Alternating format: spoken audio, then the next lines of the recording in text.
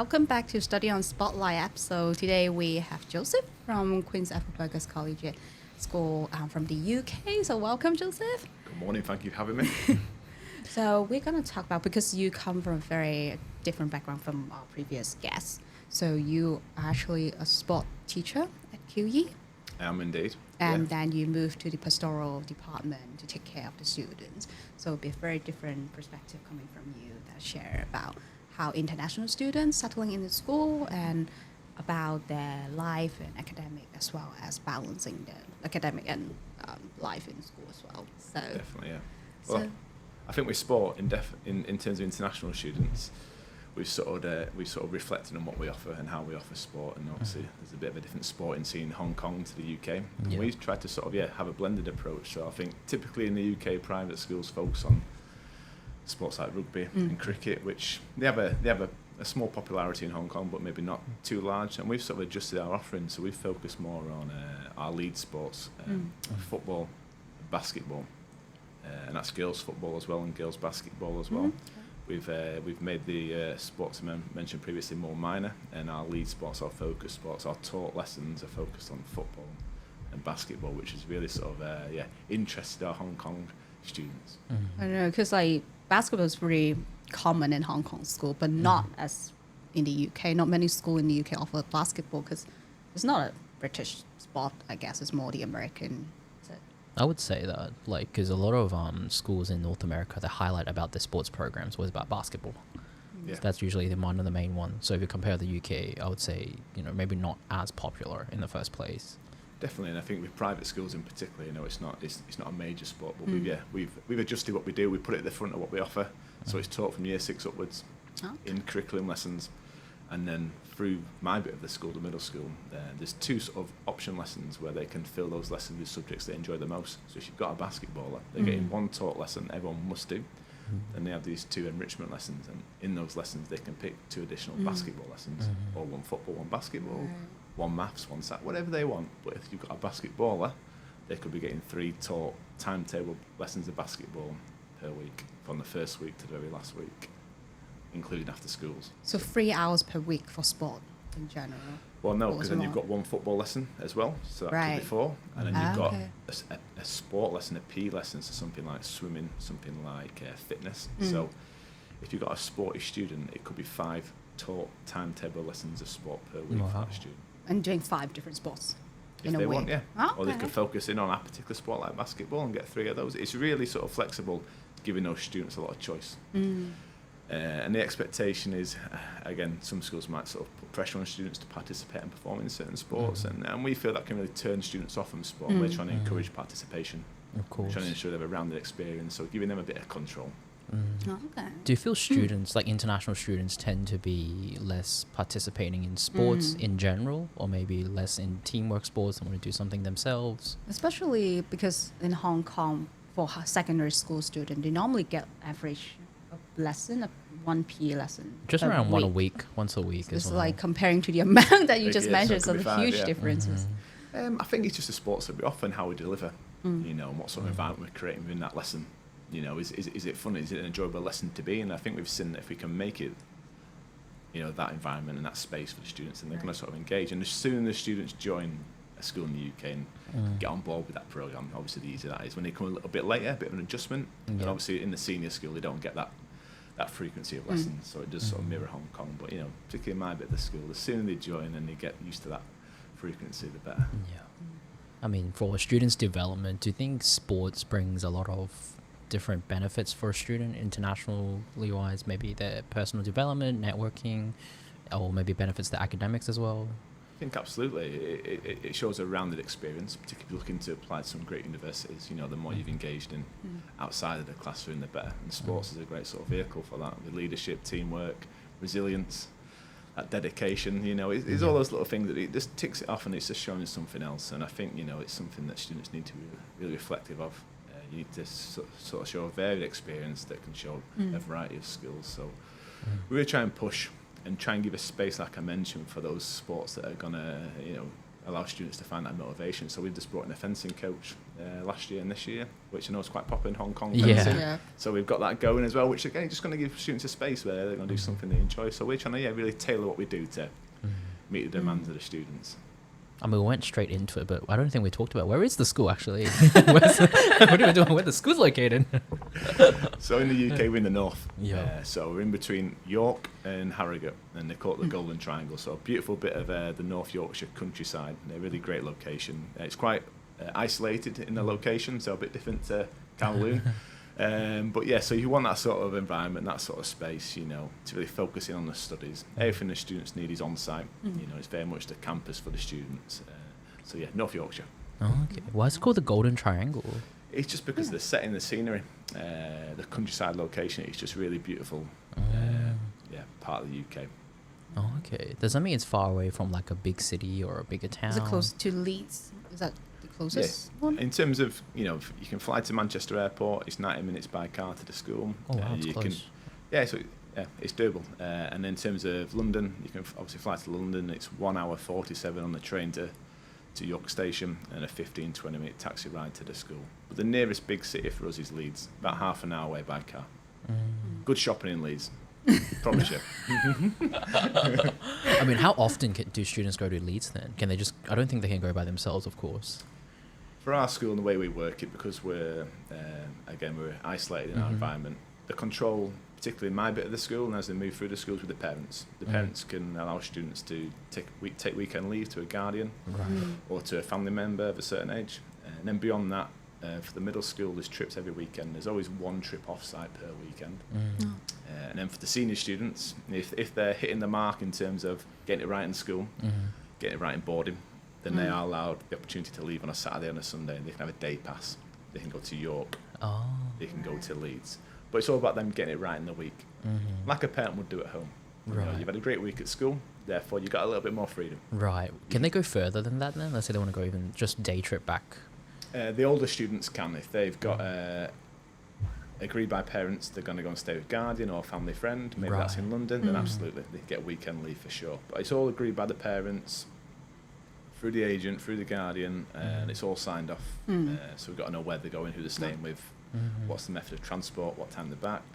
So there's quite a bit of control, which we really think our international parents want, and that's what we give them.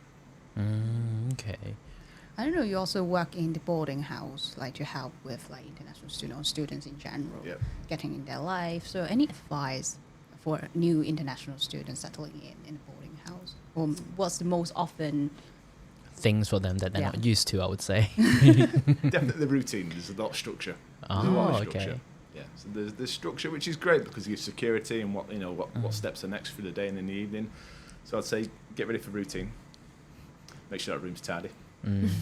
Learn how to. Is it difficult to keep up with the tidying your rooms and doing things? Well, that's it. I was going to touch on that. Get used to making your own bed. Get used to changing your own bed sheets. Yeah, so all those little basic habits, and it's all about those little routines, particularly in my bit of the school, developing those sort of life habits and life skills that are going to carry you forwards. Learn how to tie a tie. There's all these little small little things that there's little I bits. still don't know how, to be honest. It's so well, I can do it, but we'll do it after. I've got a time like that. We're off. I can do it, but it's just like it always feels like it's not neat enough. Like it's kind of crooked. Something. There's all these small little bits that you just don't quite think about, and I think for the boarders in particular, I think don't bring too much. Some of them bring like they're packing and they're never coming back. Goodness, yes. They don't bring too much. You want to have that room clutter free.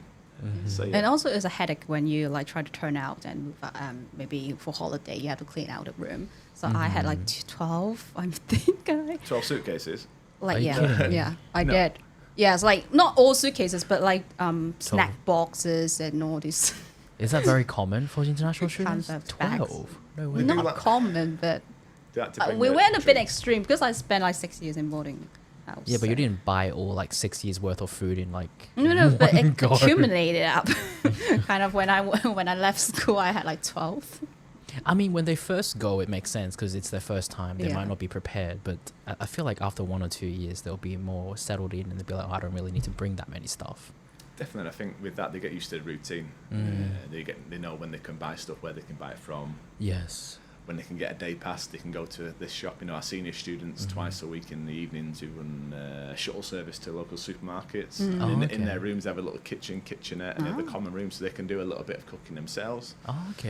Which is great for my students. Obviously, they can't quite do that yet, but they get 6 meals a day, 3 main meals and 3 snacks. And then we have coming on site. We have on a Friday night little different retailers, different food vendors that come on site and provide. The outside experience on site. So every Friday I can smell those burgers cooking. That's so nice. As soon as school's finishing, and it's great for the boarding students because it's on the village green. There's the basketball courts, there's the football court, the boarding houses sort of wrap around, and then around there's all the food vendors. So it's a great environment, great experience every Friday. Oh, that's so nice. But I just got one more bit of advice actually. What I would say to our boarding students who are coming to boarding school, the first few weeks are key. The first few weeks you got open-minded. There's going to be some ups and downs. Yeah. But hang in there. Yeah. You know, you'll make some connections, you'll make some friends, we'll give you buddies, you'll connect with certain teachers, and we'll support you through that journey. But whether it's our school or a different school, just hang in there. I mean, homesick is very common, I believe, as well. Yeah, especially as well as living with other students from different background and cultural background. So that's difficult. Would you say that younger students tend to be more homesick than older students, or there's actually no like? Yeah, I definitely think there's a few more in my bit of the school. I think it just comes down to how prepared the student is. You know, are they motivated to come to the UK? Have they been to a summer camp before? Have they been to the UK before? Yep. There's all those little bits that can help, and I think it's just down to the individual. I think the students who find it easier, the ones who come in open-minded and they try and make a connection initially with a student. As long as you have a person in your life that you're connected to, you feel a bit safer. And then the students who access the support, they speak to their teachers, whether it's their house parent or someone from our pastoral team or their head of year, or they can come and talk to me as the head of school. You know, as long as they have someone they know they can talk to and a friend they can have dinner with. And if they're not having that, then we can put a buddy around them to sort of give them that. So ask for help and hang in there. Of course. I mean, I think one thing is, especially from, you know, Asian countries, even just Hong Kong as well, is we have that image as UK is very, you know, because it's such a long history, everything's very traditional, we have to be very formal when we talk to people. So for students going overseas, they feel like my English is not that good, I don't know what's the formal or the best way to communicate with someone. So they get so stressed and give them so much pressure. It's like, how should I ask for help? Do I have to put it in very formal, or do I have to, you know, how should I express myself as well? And culturally, we're not comfortable to open up ourselves to express our emotions, especially I think for Asian. I think it's also because of like the language as well. They don't know how, and goes along with, do I have to be very formal? Is there someone I have to approach, or like how should I do it in a way that it's suitable for the culture as well? I think you're so right, and that's something that we push our teachers with, you know, to have an understanding of where students are coming from, what's their background and their cultural expectations. So we do some culture shock training with our staff in August. So we get our international team to come and talk about where our students are coming from. We've got over 55 nationalities, so obviously have a good proportion of those come from Hong Kong. So yeah, we try and push that and educate our teachers, and then we also have liaison staff at school. So we have an international team, but each bit of the school, each school within the collegiate has an academic liaison. So they speak Mandarin and Cantonese. So that's a great point of contact for the students.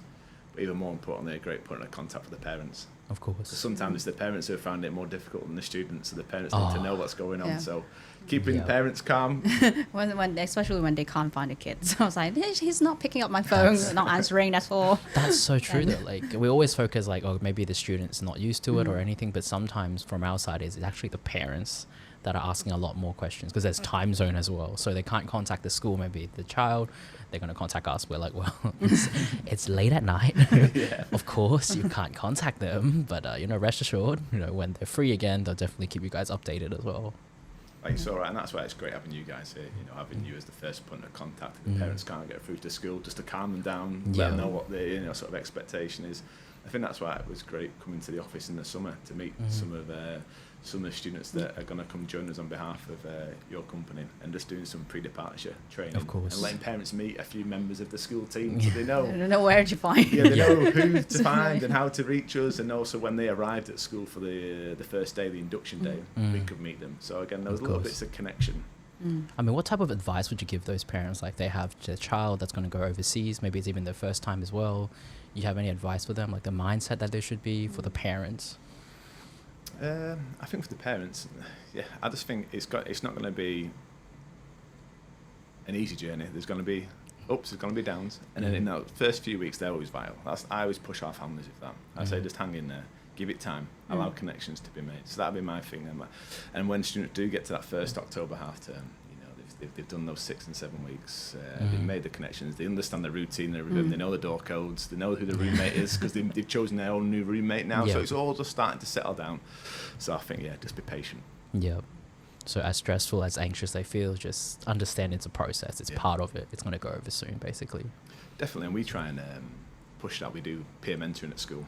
So if I've got a student who's struggling in that first week or two, just with the life in the UK, the weather for one, we'll buddy them up with a senior student who's come from the same country, who's had the same sort of experience. You can sort of coach them through it. And again, it's an extra connection for that student. It's someone they can talk to in the morning before school starts in our wellbeing welfare room. So it's, again, there's all those little bits that we can put in place to help.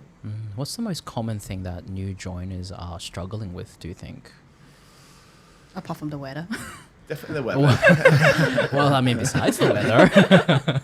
Yeah, I think by the time students arrive, our summer's been and gone. So make sure you get your school coat.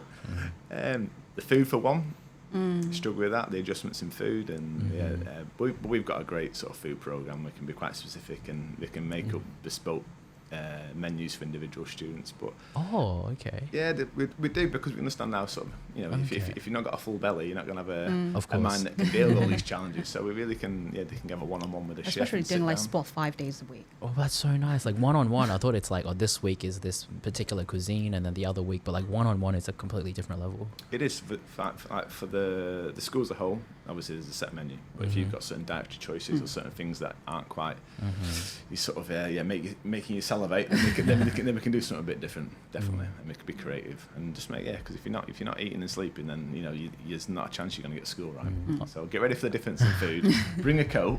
Yeah, definitely. But yeah.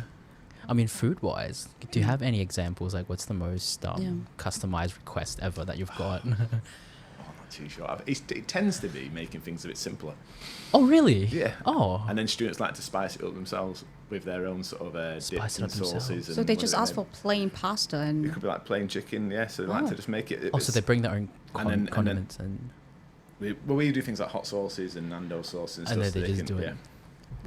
Oh, wow. Never. I thought to make like home food or something, like something they eat at home or something as well. Well, we do, actually, yeah.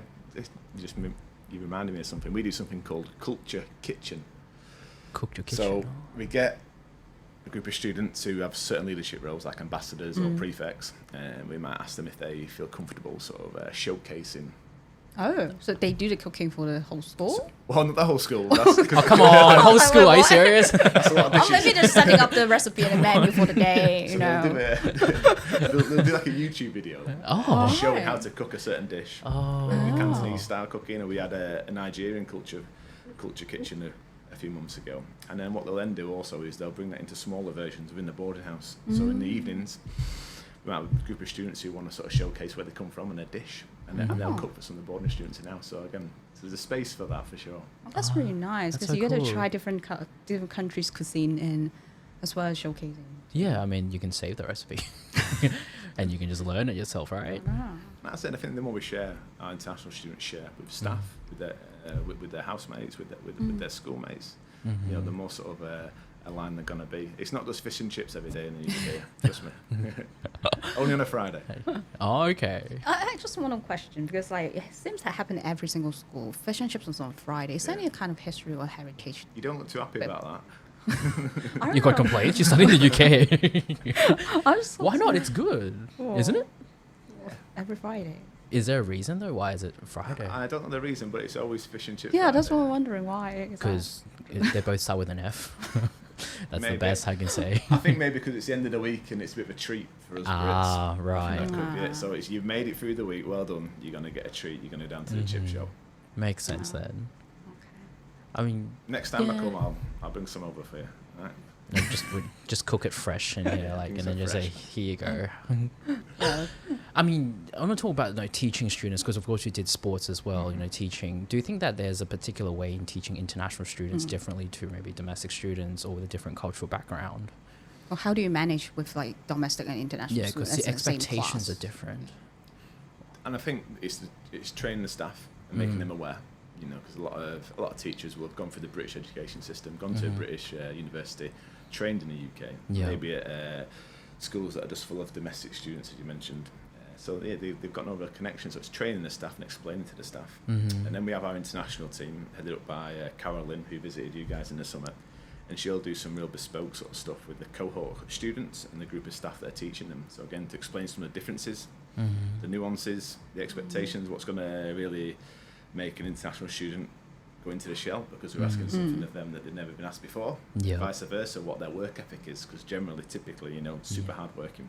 So it's about finding that balance, giving them the space to sort of push themselves and maximise themselves, but also develop those other skills that maybe haven't been sort of allowed to be expressed when they've been in the UK. So I think, definitely, the students internationally are hard working for sure. There's no getting away from that. It's about making sure we've got a space that's going to challenge them, because typically they come over with some high hopes, some great aspirations. They come over to the UK to work. They've got some, at the end of that journey, they want to be going to some fantastic universities. So we've got to make sure our curriculum allows them to sort of experience that. Do we stretch them? Do we challenge them? If they're gifted, if they're able, you know, what are we putting in front of them outside the classroom, in the classroom that's going to give them that opportunity? I mean, what's one big change that you see in international students after studying at the school? I'd say verbally, confidence. Obviously, their English level is going to shoot up, for one. Like you mentioned before, the way they can have a conversation, have some dialogue with students, and particularly teachers, you know, and bringing out that sort of, I think in the English, we like to have a conversation, we like to maybe play around with that conversation and have some fun, and it's about bringing that side and allowing students to know that that's okay, you know, that's what we quite enjoy. So again, I think that's definitely one thing, the confidence. The confidence, and then I think for us at our school, the main thing is we like to put the opportunities in front of the students. But it's about them being motivated within themselves to take on those challenges, to take on those roles of responsibility, those extra qualifications. You know, we will push them a little bit, but it's about them being motivated. So when we're not there, when they leave school, when they go to university, they need to have that inner motivation. So we want to put a platform in front of them that's going to allow them to find that. It is, because when you go to university, there's no one to push you, and that's where some people might get lost in the journey. Like the expectation is independence once you get into university, but between that transition, who's going to help you? Some schools are just, you know, like high school, university. That gap in between is explore it yourselves. It's kind of different as well. I fully agree with you, and that's what we try and do. We try and put enough options in front of the students that there's going to be something they're going to want to enjoy. There's a bit of choice in there, so they can pick what they want to focus in. And hopefully that's going to bring that motivation, that intrinsic motivation, that's going to carry them forwards. That's the plan anyway. I mean, in the end, it will be up to the students, but like at least the advice is, you know, the schools there, always talk to them. You know, don't feel stressed out or don't feel pressured that you're not allowed to open up to yourself if you need any advice. But that's just one message you're trying to get across, because they always have an expectation is, you know, my parents invested in me going overseas. I have such academic expectation. I should just focus all on my academics and just do everything by myself and, you know, get a good grades. And that's all they care about before they go. But once they go, they feel that there's so much more opportunities there that's beyond just studying as well. Like you're so right, absolutely. The grades are one thing, but it's all the extras. It's everything wrapped around that. You know, it's going to develop the student, and that's what ultimately those high achieving universities are looking for. You know, the grades are one thing, but what else? Yep. You know, and the sooner you sort of engage in that, you know, whether it's year 7, year 8, year 9, you know, the more secure those skills are going to be. So when you do come to present yourself in an interview, you know, you're going to make a good account of yourself. Exactly. And especially that atmosphere and the school, the people around you and your friends are doing the same thing. Of course. That was much easier to get into that kind of habit in a way. So I say that to our internationals, whether I get you know, a student who's in year 7 coming all the way from Hong Kong to join our school, I say, you're so brave. You've got to this point now. You've made it to day 1. I could not have imagined doing that. You know, so you're brave. You've got an understanding of a second language already. You're only 12 years old. Like you're doing so well. Like, believe in yourself. You should have some courage and you know, carry on with this journey, because you've travelled halfway around the world. You're in a country that's a little bit cold. They're all eating fish and chips. You all speak like me. I said, you're so brave at such a young age. You've got such an advantage already. Yeah. You know, me back at that age. So I mean, do you think, because a lot of parents always think that, okay, I want my child to go overseas, definitely, but they just don't know when. Like, at what age? Is it earlier or later? What are your thoughts on that? I definitely think year 9, so you get into 13, 14. Oh, okay. Having that pre-GCSE year is vital. Whether it's a full year or you come and do 2 terms to give you that stepping stone to GCSEs, I think that's a great option. You're gonna get used to the culture. You're gonna get used to the teaching, the environment. You're gonna make some connections. Yep. You can really then hit the ground running in year 10. You can then get a great understanding of all the content, of all the curriculum, and it's going to give you a lot more choice when you get to your A levels, because you've had 2 years worth of studying. You've made some choices, some option choices. You know what you like, you know what you don't like, you know where you want to go, and I think that's a key thing. So yeah, year 9's a great moment, great option. Before that, it's great because you're going to, at our school, just be fully immersed in the curriculum. Your English level's going to improve without you even knowing. So again, that's also a fantastic option. But yeah, I'd say year 9. We do have a solid intake at year 9 through the whole year, to be honest, because it's pre-GCSE, no examination. There is an option for that, So again, it can just really dovetail in nicely and just give them that platform for year 10. Do you reckon those who go earlier settle in better than the ones who go later in general, or does it really depends on the student? I think it's a real mix, yeah. I definitely think they do settle in well. They're making those friendships, and again, they're adjusting to life in the UK.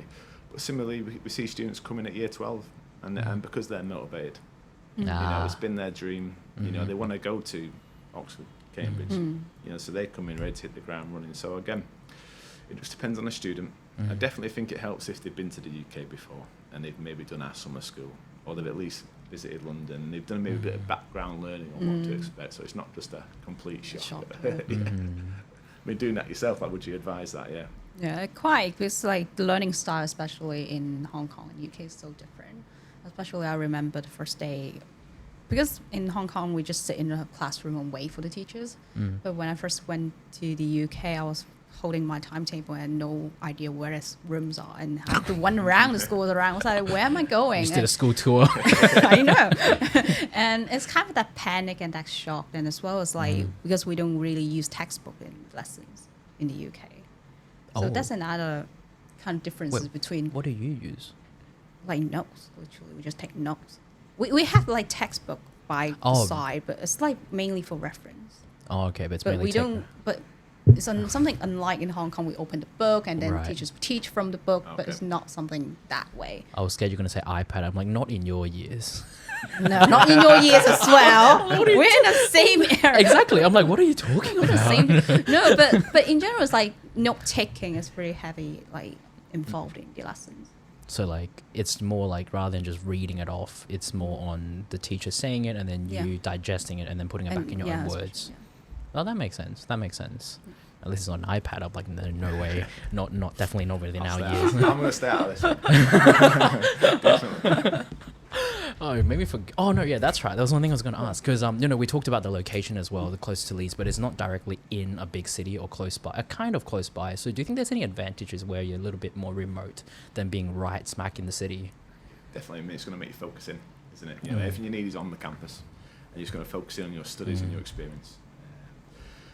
I think as well for students coming to our campus, I know it's a big thing for families. It's a safety, security. It's just us out there. Some farm fields, some cows and some sheep, but it's just us. There's a wall around the campus. There's a security guard on the door 24/7. So again, it's secure. There's everything you need on the campus. It's just for the student, so it's not shared by the local community. We might invite them in for fixtures or sort of events, but beyond that, it's just for the student. So as a place to come and study and focus in and really develop that experience, it's a great offering. But it offers, a different environment. Some students might want to be in the city. It's just about finding the right match for the student. Yeah. What the parents want, what the student wants, and that's why you guys are so valuable, because you can advise on that. You can point out some of the nuances, some of the differences, and really make that match up correct. Yeah. I mean, you did mention about events as well. Is there any school events that students, are always looking forward to, or that's very big or popular? Yeah, I've got to leave here Sunday night because we've got our school birthday. So we celebrate the school's birthday. Oh. So we have a big event. Everyone gets dressed up. We cut some cake. We sing some songs. So that's a nice tradition. And we're quite modern as a school. We have a few traditions that we nod to. But yeah, we have that. And then what else do we have? We have a gym and dance show. So if you've got anyone who likes performing arts, then they can be part of a taught dance or routine, or they can build their own with their friends. We had one of our alumni, Anson Bean, he did a bit of dancing. He's trying to get famous in Hong Kong, I think, at the moment. But yeah, so there's that moment. It's called our gym and dance show, which is cool. And then we have a big bash every summer. So we have a big party every summer just to sort of finish up the year. We play lots of British traditional games, like things like tug of war, egg and spoon race. It's a great day. It's a good fun day. What about Christmas? Did you do anything for Christmas as well? Yeah, we go to Ripon, so it's a local city. We go to their cathedral, and again that's one of the sort of traditions that we've kept. We're non-denomination, we're neutral as a school, but in terms of teaching British values and giving that British experience, we go to Ripon every Christmas. The choir sings, individuals perform, some teachers read out some words. So again, it gives that sort of that traditional sort of approach. So yeah, with the birthday, we have the cathedral, then we have our sort of big parties in between. Wow, amazing. Because I only been to the UK once, and I live in Australia, and it was close to being Christmas time, and I was like, wow, UK celebrates Christmas like nothing close to like Australia. Like, UK is so much more bigger. There's so much more things going on. Australia, I think because it's hot as well, there's just this tree and then it's just hot and that's it. But you have a barbecue at Christmas. Yeah, basically, we don't build snowmen, we build sandman, It's very different as well. So I really enjoyed that time. It was amazing. Like Christmas was everyone's just so many things going on. Yeah, and it's a nice thing to experience, it really is. As a school, the location, the original hall is so traditional, so when that gets dressed up for Christmas, the tree we get is absolutely huge. It takes I don't know how many people to sort of dress it with the lights, etc. But for that experience and that cultural experience, it's great. We have Christmas dinners where the staff serve the students their traditional Christmas dinner. So again, it's a great build up through December into that Christmas moment, and it will be at all schools. It's a great thing to be part of. Yes, it's a great tradition. Speaking of snowman, does it snow in York? It does, yeah. Often. It does. Because where we sit, the northwest, where I'm from, like Manchester way, you don't get much snow there. You get a lot of rain. Oh, okay. But it all sort of sticks on the hills, and as it makes its way over to York, over the hills, we get a lot of snow. So we definitely have snow days. Oh, and for our Hong Kongers, it's a great day. Oh yeah, I love snow. Well, I haven't seen snow. I've seen it once, like 20 years ago. I'd still want to see more of it. Yeah, we get snow days. And what we try and do is recognise the fact that, particularly for a lot of our boarding community, it could be their only day or their only couple of days where they might have experienced snow. So we give them a bit of space and time to enjoy. Having snow fights and building snowmen and all those. All in a safe way, though. Of course. But it's something that very unique experience for Hong Kong students to experience. Of course. Yeah, it's about recognising differences and how it could be the first and only time. So let's go and enjoy it. So it doesn't snow for that long, right? It's only like probably a week or two. That's a long. Yeah.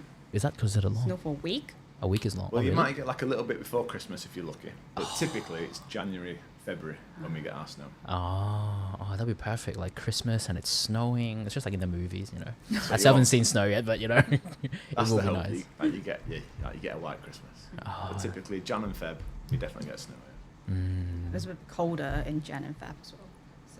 I mean, the weather's relatively okay if it sounds like it doesn't snow like a long time, won't get too cold. So parents don't have to be too concerned like, it's going to be very extreme, the weather. But actually, snowing is not the coldest day when it snows.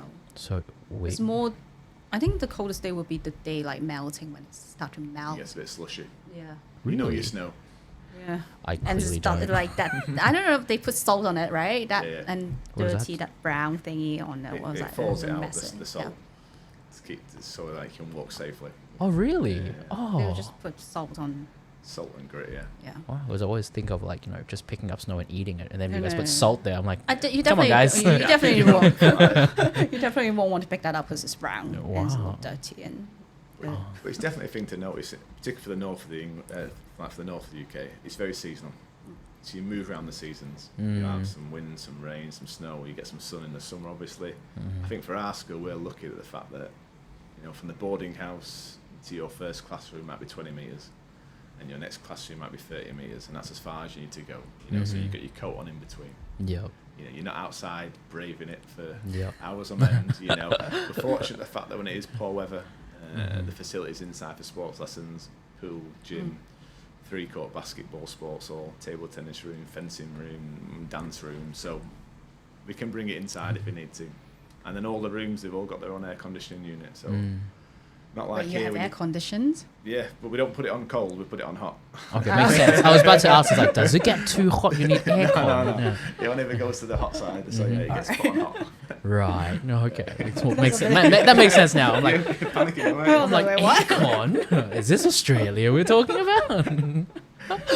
No, but that's good though. It's controlled, like at least, you know, the weather doesn't really affect it if they're going indoors as well. It's not too much of a concern. But still be prepared like students. Bring a coat at least, bring something warm. Well, we have school, you have to have a school coat for us, quite strict on that, but it's a nice coat. It's Yeah. good chunky sports coat. We had a lot of parent feedback on it, a lot of student feedback. We've adjusted what we offer with that to make sure it hits the mark and everyone's happy with the coat. So yeah, students love the new coat. Oh, good. I mean, yeah, before we wrap up though, is there any one final message you want to tell the audience or parents or students as well? For me, I'd just say thank you for having me. It's great to come and visit you again. And what I would say to the parents is just when you do come visit, and you're asking the consultants for advice, you know, just listen and make sure you find the right match. And the job you guys do to support us, making sure we find the right students, it's so valuable. So yeah, I'd just say thank you for that, and yeah, looking forward to seeing you again for part 2. We would love a part 2, definitely. So yeah, to the audience, if there's any questions about the school, anything about education, feel free to contact us or Joseph. But I'll see you in the next episode. Thank you again. you. Goodbye. All right, thank Bye-bye. you. Bye bye.